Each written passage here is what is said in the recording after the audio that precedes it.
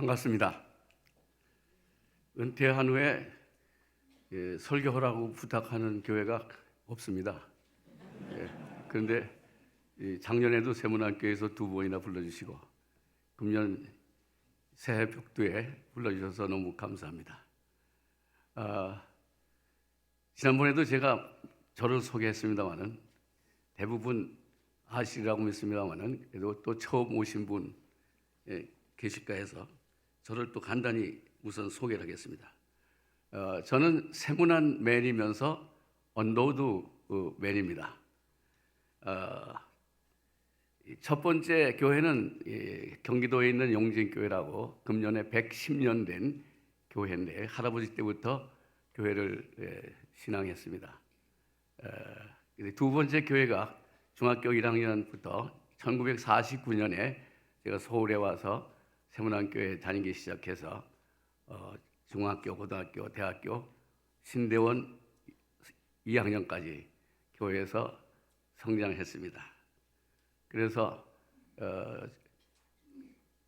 중고등부 회장, 청년회 회장, 그때는 대학생이 없었어요.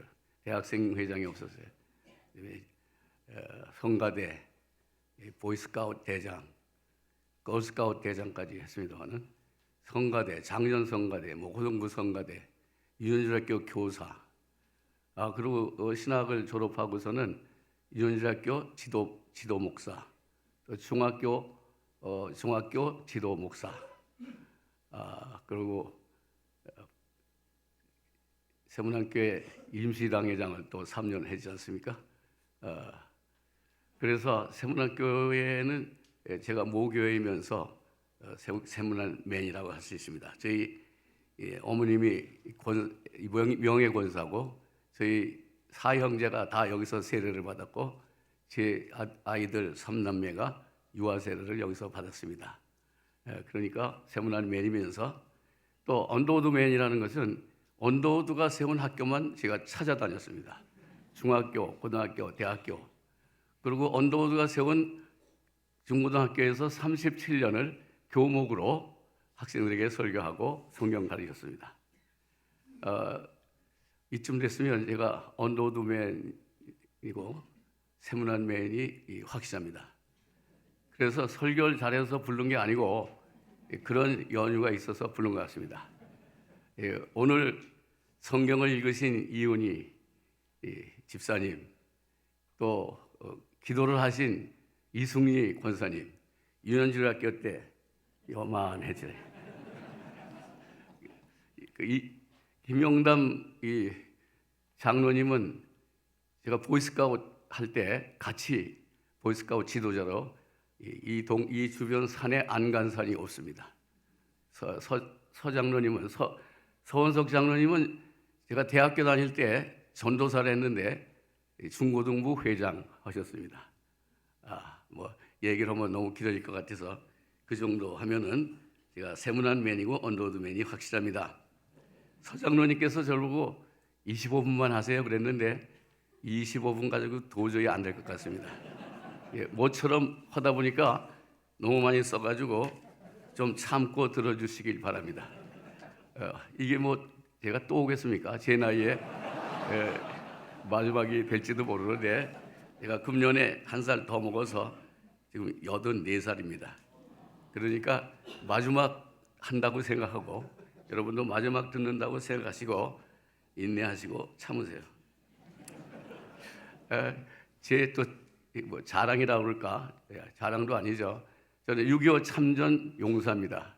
16살에 자원해서 3년 동안 최전방 거마에서 3년 동안 전투 공병대에 있어서 제가 부국 영웅장을 받았습니다. 이만한 거 여기 차는 거. 그리고 뭐가 잘못됐는지 대학교 갈 때 또 영장이 나와서 그때는 학도병이었는데 이번에는 학보병으로 와서 또 1년 반 동안 최전방에서 군대 생활을 했습니다.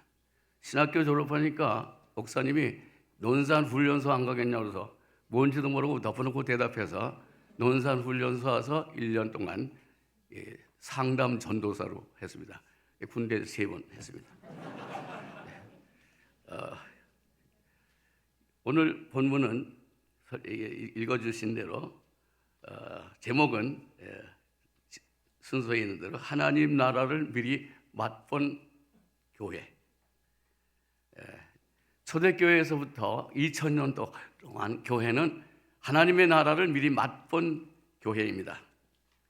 세문안교회는 한국교회에서 제일 먼저 하나님의 나라를 맛본 교회가 틀림이 없습니다. 저는 확신합니다. 세문안교회는 하나님의 나라를 미리 맛본 신앙 공동체로서 그 하나님의 나라를 이 땅에 선포하는 130년 동안 가장 모범이 되고 또 지금도 계속해서 모범적으로 선포하고 있습니다. 기도하신 분 말씀대로 명실공히 한국교회의 모교회입니다. 사막이 아름다운 것은 오아시스가 있기 때문이라고 이 어린 왕자에 써 있습니다. 한국교회가 아름다운 것은 세문안교회가 있기 때문입니다. 세문안교회는 한국교회의 오아시스입니다. 이 오아시스가 맑은 샘물을 내면 온 한국교회가 맑은 교회가 됩니다. 세문안교회는 창립 이래 130년 동안 한결같이 변함없이 맑은 물이 흐르는 한국교회의 오아시스를 견지해 왔습니다. 저는 개인적으로 세문안에서 많은 맑은 샘물을 마시면서 성장하고 목사가 된 것을 자랑스럽게 생각합니다. 우리는 지금 새해 벽두 1월 1일 첫 주에 재직 헌신 예배를 드립니다. 무엇인가 새로운 각오를 다짐하고 최선을 다해서 미리 맛본 하나님의 나라를 증언하기 위한, 헌신하기 위한 교회적 각오와 결단을 드리는 예배라고 생각합니다. 저는 확신합니다. 세문안교회의 모든 성도들은 물론 1887년 이미 교회가 세워진 지 지금 동안 330년 동안 내려오면서 한국교회에 최초로 미리 맛본 하나님의 나라를 증언하는 재직교원으로서 헌신적인 교회 운영을 잘해왔다고 생각합니다. 여러분, 교회 운영을 얼마나 잘했는가 하는 것은 여러분 재직회 회의록을 보면 알 수가 있습니다. 노예 회의록보다 더 섬세합니다. 재직을 선출하는 일이나 재직회를 운영하고 당회를 운영하고 목사님을 모시는 일, 교회 건축하는 일에서 교회법과 국가법을 조금도 어기지 않고 잘 운영하는 교회입니다. 어떤 교회는 교회법을 또는 나라의 법을 어겨서 교회를 짐으로 온갖 문제가 생기는 교회가 있습니다. 뿐만 아니라 명실공히 한국교회 모교회로서 한국교회에 모범적인 영향을 끼쳐오고 있기 때문입니다. 그렇기 때문에 저는 이 헌신 예배가 필요할까 하는 생각을 합니다. 한국에 수많은 장로교회가 있지만 세문안교회는 다른 교회가 가지고 있지 못한 차별된 복음적 특징이 있습니다. 총회 표가 다시 거룩한 교회고 이제 세문안교회 표가 다시 거룩한 교회입니다. 거룩하다는 말은 차별이 있다는 말입니다. 다르다는 얘기예요. 세문안교회 담임 목사님들의 설교는 신학적으로 완전히 정제된 완벽한 복음적 설교입니다. 예수 그리스도의 복음은 두 가지 요소가 있습니다. 그런데 대부분의 교회들은 그 중에 한 가지만 설교하고 있습니다. 복음을 개인화, 사사화하고 교회 내의 문제에만 관심을 갖는 데 비해서 세문안교회 담임 목사님들은 복음의 개인적인 사적인 관심과 함께 복음의 공적인 역할을 함께 관심을 가지셨습니다. 60, 70년대 군사정권 하에서 강신명 목사의 설교는 복음의 사적 관심과 함께 사회적 문제에 대한 관심을 갖고 설교하셨습니다. 너무 신문에 난 얘기를 하셔서 저 장로님들이 너무 세상 얘기만 하지 말라고 하는 얘기를 들었습니다. 1979년 10월 26일 대통령이 암살당했을 때 개신교 대표로 강신명 목사님이 설교를 했습니다. 그때 신문대로 거둔다는 요질의 설교를 함으로써 교회는 물론 온 국민에게 강력한 도전을 주었습니다. 1980년대 김동희 목사 시절에는 서울시 내에 있는 뜻 있는 목사님들을 모셔서 교회 지하실에서 통일에 대한 세미나를 했습니다. 그때는 통일 통자만 말해도 잡아갈 때입니다. 몰래 모여서 지하실에서 그런 회의를 했던 것입니다. 이소영 목사님은 훌륭한 신학자요 설교자로서 이미 맛본 하나님의 나라를 복음적으로 정하기에 충분하신 목사입니다. 제가 주일마다 컴퓨터에 들어가서 설교를 듣습니다. 2005년 기독교 사학이 모순적인 교육 제도로 인해서 기독교 학교가 존폐 위기에 있을 때 이소영 목사님은 매 목요일마다 영락교에서 모이는 기도회 사업법 재개정을 위한 기도회가 있었는데 삭발을 하면서 저항하며 사학의 정상화를 위해서 설교하시고 십자가 행진도 하셨습니다. 저도 그때 뜻을 같이 해서 삭발을 했습니다. 이 같은 영향 아래서 한국 역사의 혼란한 고비고비마다 세문안교회는 하나님의 나라를 한국 사회에 증언하는 사회적 책임을 다한 사실을 제가 말씀드립니다. 1972년대 유신의 칼날이 시퍼런 군사 정권에서 유신 반대 또 철폐 운동을 하던 180명이 기소되고 옥고를 치를 때 세문안교회 대학생 7명이 15년 내지 20년의 형을 받았습니다. 처음에는 교인들 일부는 이해를 못하고 비난을 했지만 1년 후에 집행정지로 석방되었을 때 세문안교회에서는 환영 예배를 드렸습니다. 그들 중에 몇 분은 한국교회의 훌륭한 목회자, 훌륭한 신학교 교수로 있습니다. 1987년 6월 항쟁으로 150만 명이 연일 대정부 학생 항쟁을 할 때에 천여 명의 예장 목사님들이 종로 5가 한국교회 100주년 기념관에서 기도회를 하고 성찬식을 하고 십자가를 들고 세문안교회지 십자가 행진을 하고 체류탄의 매연을 마셔가며 대통령 간접선거 반대, 대통령 직접선거를 예배를 드릴 때 그때 이화대학교 교수이시고 목사이신 서광선 목사님이 이 강단에서 설교를 했습니다. 왜 종로 5가에서 여기까지 왔느냐? 다른 교회에서는 그런 예배를 허락하지 않았습니다. 강신명 목사가 우리 예배를 뒷받침해 줬기 때문입니다. 공적 관심이 없는 교회 목사님은 그런 거 못합니다. 사랑하는 세문안 성도 여러분, 세문안교회가 한국교회의 오아시스란 말은 듣기 좋게 하는 말이 아닙니다. 세문안교회는 하나님의 나라를 미리 맛본 하나님 나라를 세상에 증언하는 공동체로서 한국교회와 교회가 이모저모 위기에 처했을 때 복음의 전위대 아방가드의 역할을 함으로써 예수 그리스도의 복음으로 한국교회를 오아시스로 만드는 증언을 하는 교회로서의 역할을 다했다는 사실입니다. 사랑하는 세문안교회 성도 재직 여러분, 오늘 우리는 국민적, 국가적 절대절명의 위기에 직면해 있습니다. 온 국민을 분노로 들끓게 하고 배신감에 치를 떨게 하는 소위 최신실 집단의 국정농단 사태와 그를 방관한 또는 비호해온 대통령의 갑작스러운 급진 직하의 참담한 추락이 그것을 보여주고 있습니다. 이 악령의 세력이 통치하고 지배하고 있는 이 참담한 현실로 인해서 우리 온 국민은 통탄하고 있습니다. 최순실과 그의 집단의 게이트로 인해서 대통령이 탄핵을 받을 수밖에 없고 이 엄청난 국정농단 사태를 모르쇠로 책임에 뿌려 하는 모렴치한 국가 관료 수뇌들이 멸망의 나락으로 떨어지는 이 참담한 사태를 연일 보도하는, 한마디로 말해서 역사의 전대미문의 국민적 국가적 위기에 직면해 있습니다.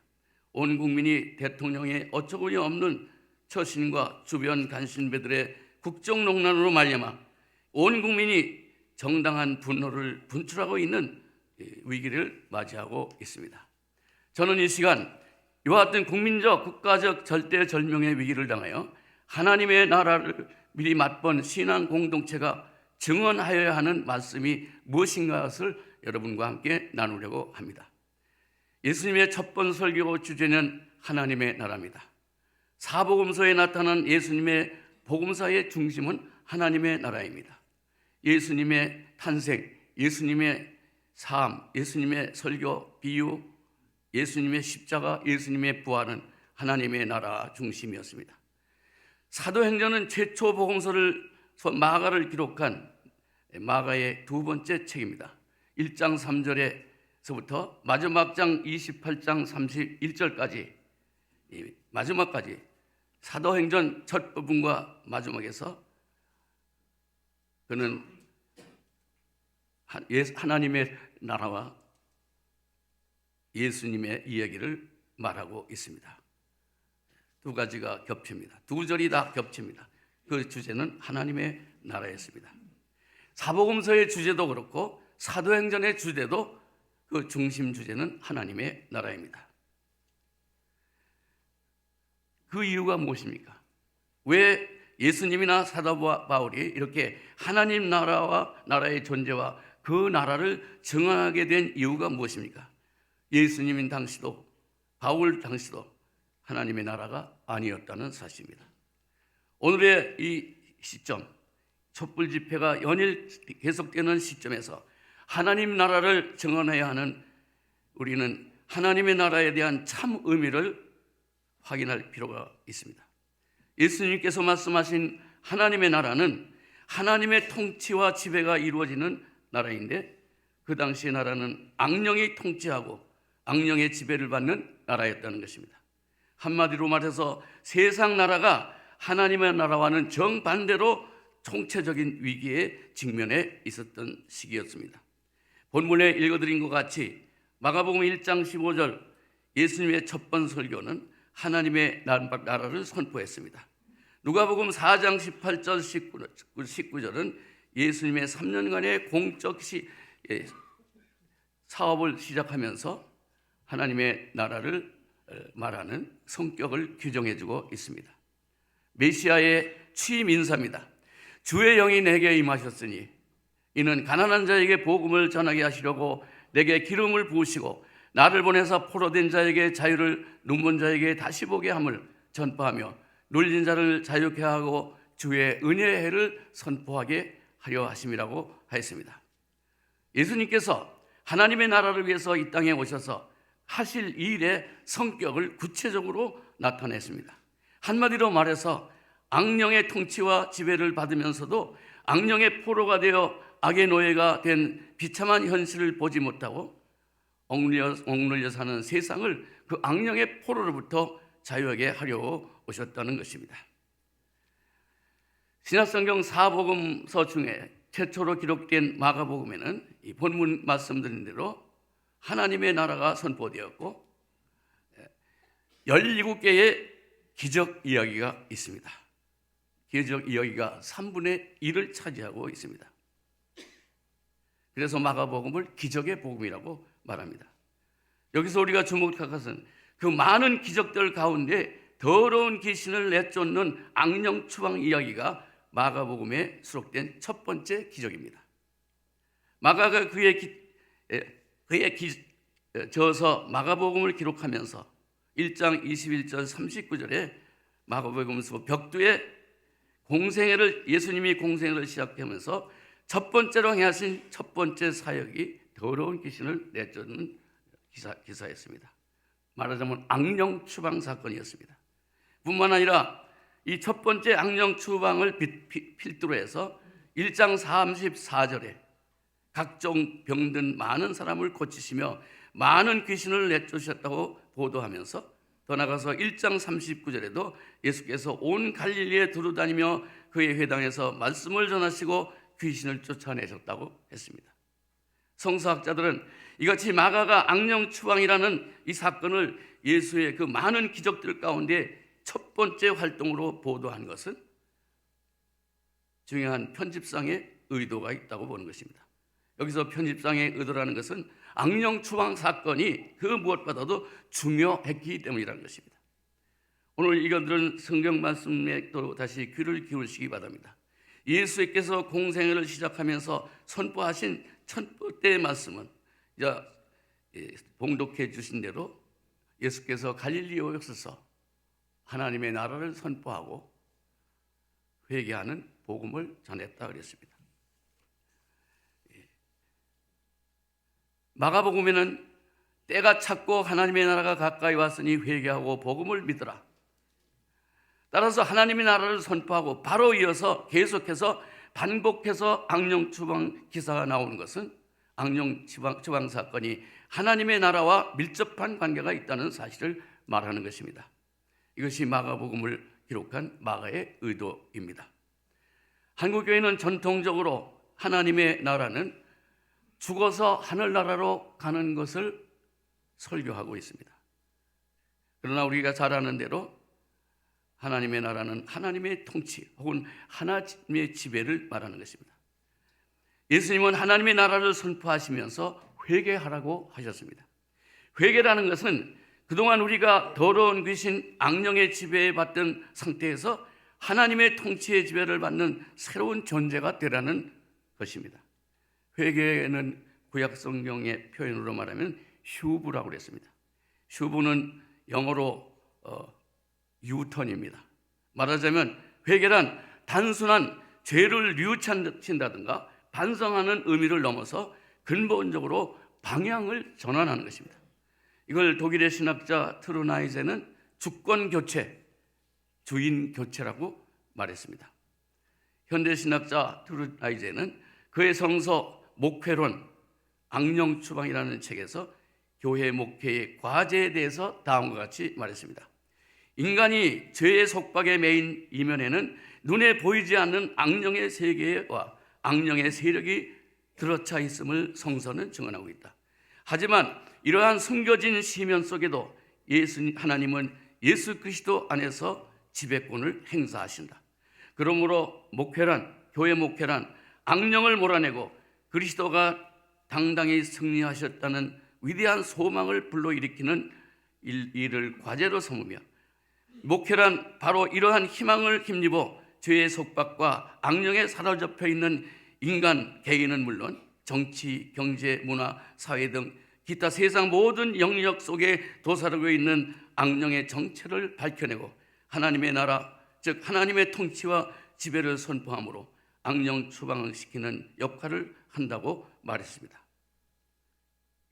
즉 교회의 목회의 목표가, 과제가 바로 악령 추방 사건이라는 것입니다.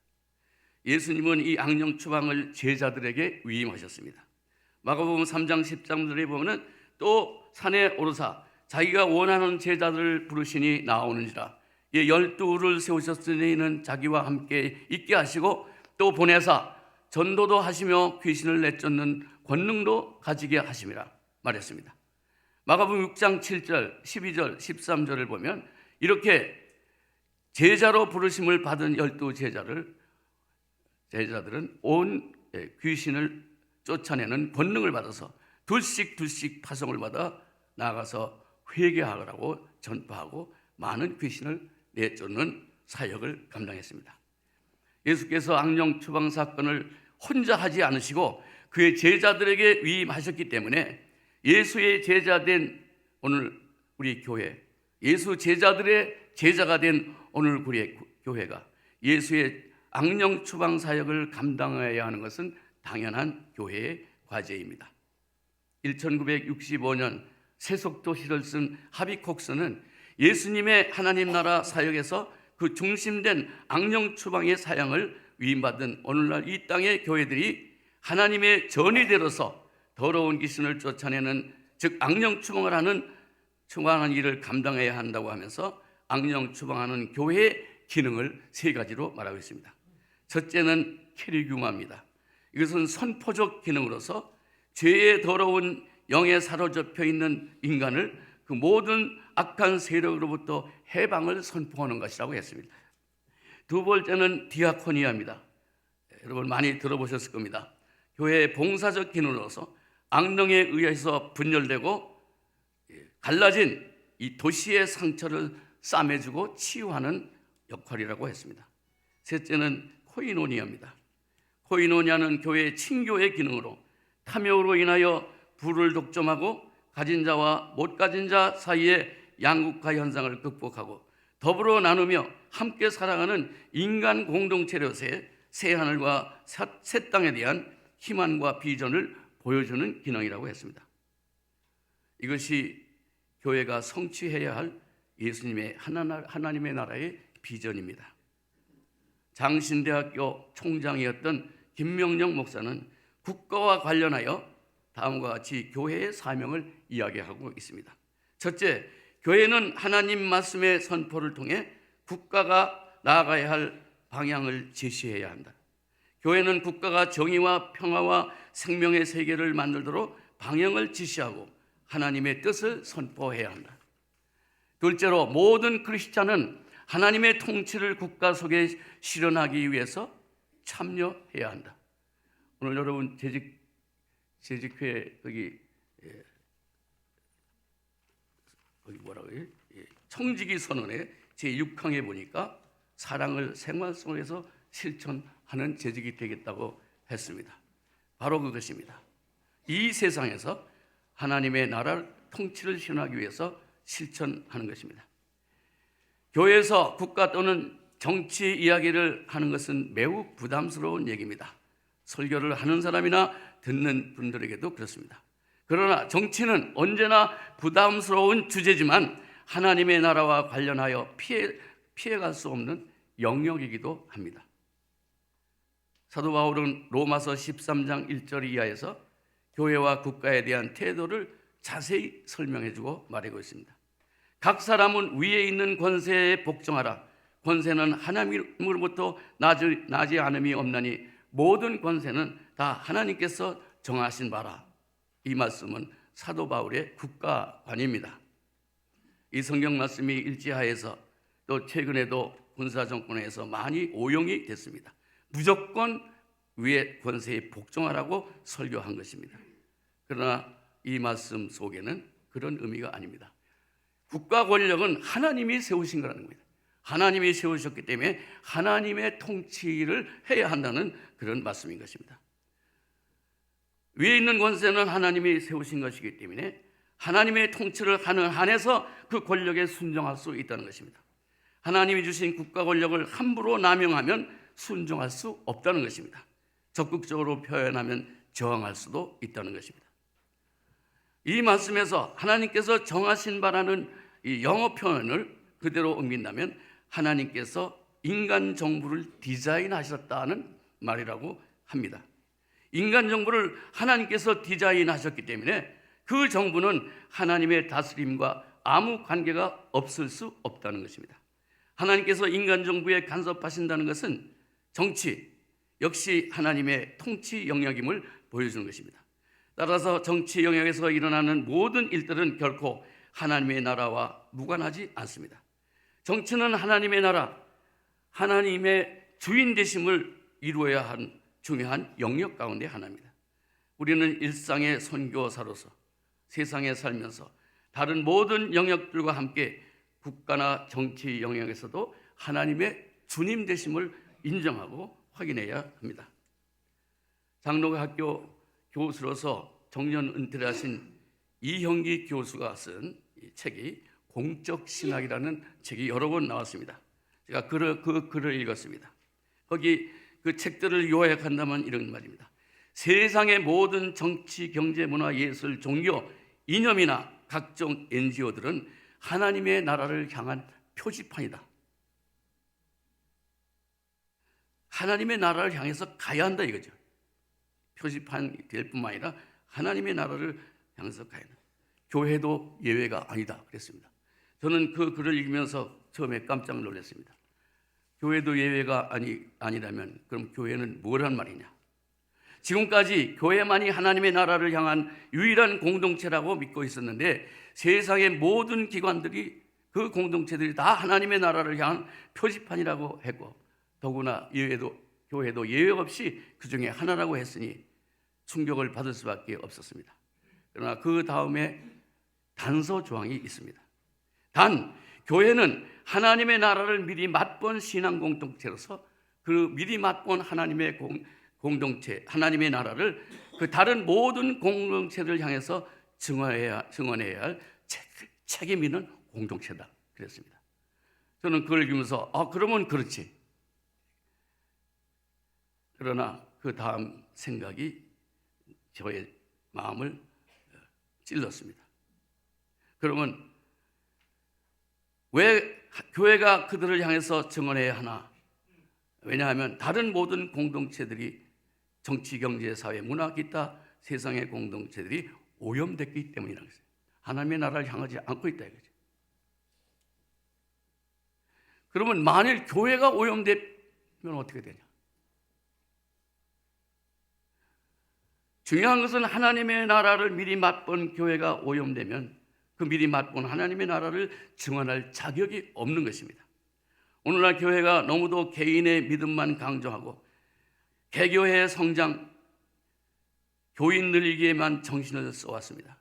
정교분리 원칙이라는 허구에 갇혀서 정치가 문드러지게 썩어가고 있고 또 사회가 함께 혼란에 빠져 카오스 상태에 젊은이들이 헬조선이라는 말까지 떠들고 있는 이때 교회는 교회 안에 교인들을 가두어두고 개인이 예수 믿고 교회에 나와 헌금만 잘하고 그러면 천당에 가는 구원 얻는다는 그 싸구려 구원을 외쳐왔기 때문에 교회는 오염된 것입니다.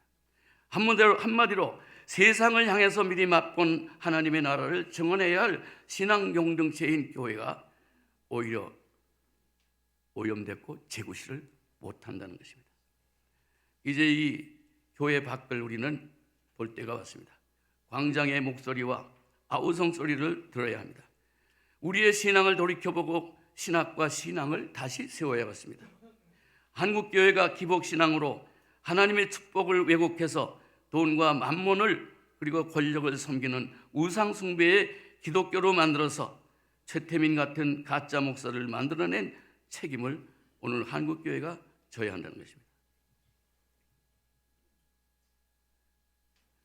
아모스 예언자처럼 한국교회는 정의를 선교하지 않고 돈과 권력과 성공, 소위 삼박자 축복만을 위해서 교인들을 대형교회로 몰아넣었습니다.